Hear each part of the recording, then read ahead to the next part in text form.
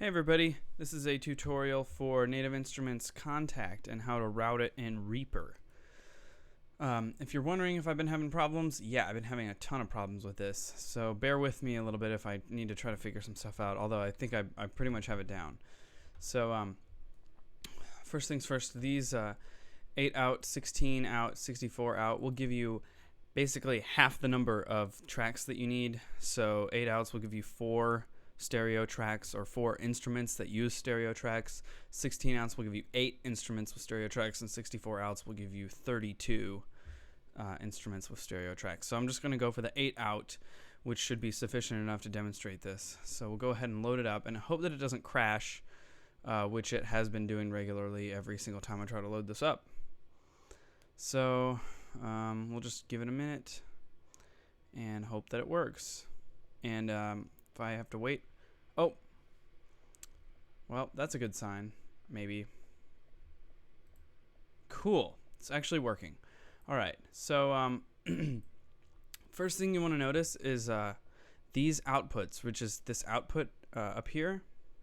This output tab will show this output panel, and the problem with Reaper's default routing is it only takes, so if we have the 8 outputs, it will only take these first 4 stereo outs. Most times what you end up with in Kontakt is 1 stereo channel and then like 4 aux channels. So what you need to do first is go to add channels, and you can choose the quantity of tracks that you're going to need to add. So if you have 8, if you're using the 16 outputs, you need to add like 7 more tracks with stereo channels. And then after that, you have to make this the default, close out Kontakt, and then reload it. And what happens here is you can tell that you can say, oh, this has 8 tracks, 8 outputs, I'm sorry. And what you need to do here is make sure that this says track channels 8. So if I load up this effects panel and go to build, first of all, I want to build 16 channels of MIDI routing, even though I'm only going to be using 4. We'll just delete the other 12. We'll call this Kontakt. And then I should be getting an output. Cool. So that's actually working. The next thing that I want to do is build multi-channel routing for the output. And so it'll say, do you want to add the following tracks for this effect? So remember what I said is it'll take the first 8 outputs. So if you only have the channel 1 and these aux tracks, it's going to take this stereo 1 and the aux tracks and route them that way. So since I've already added these 4 extra channels, and so it's just taking these first 4 stereo outs and mapping them to the outputs here. So I'm going to say yes, I want to do that. So now when I have this MIDI recording here,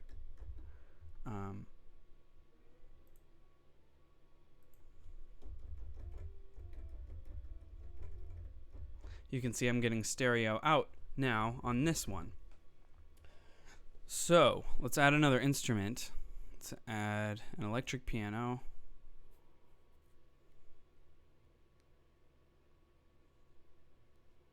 And what Kontakt does is it automatically puts it on MIDI channel 2, but you'll want to change this, the output of this, to stereo 2.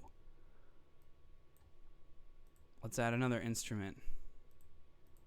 How about a harpsichord? And change this to stereo 3. Let's add an organ. Doesn't matter to me which one. Change this to stereo 4. So now, depending on which MIDI channel I select, and it still isn't routing it properly, and I've been having a lot of problems with this like this. So let's check out how the routing, what you can do is go to configure here.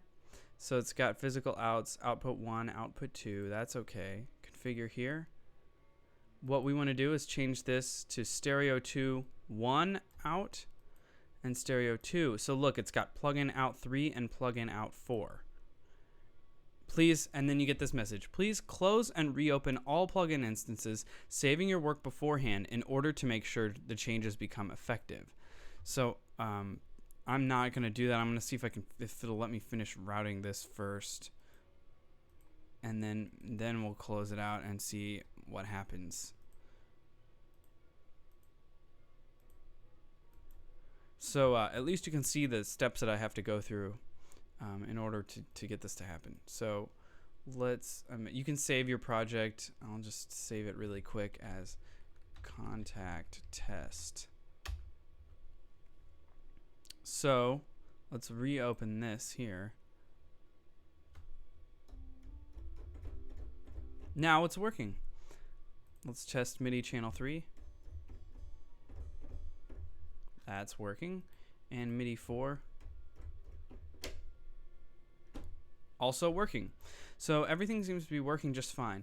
Now, if you want to record audio separately, what you can do here is right click, and instead of recording the input to the track, which it thinks you're going to record MIDI if you do that, change it to record output and stereo latency compensated audio. It doesn't have to be latency compensated, but that helps so that everything lines up right. And then you can record ARM on your stereo track and your MIDI track so that when you go to record,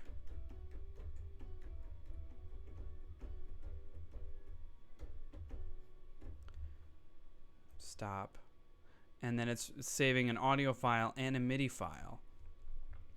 So that way, if you wanted to go back and re-record this, you can take off the MIDI ARM recording, delete this item, MIDI item, go back here and just press, it's like say I screwed up this note.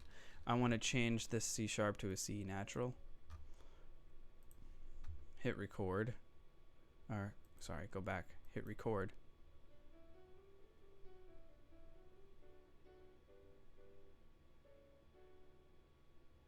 Stop, save, and now I have a new audio track that I can do whatever I want with.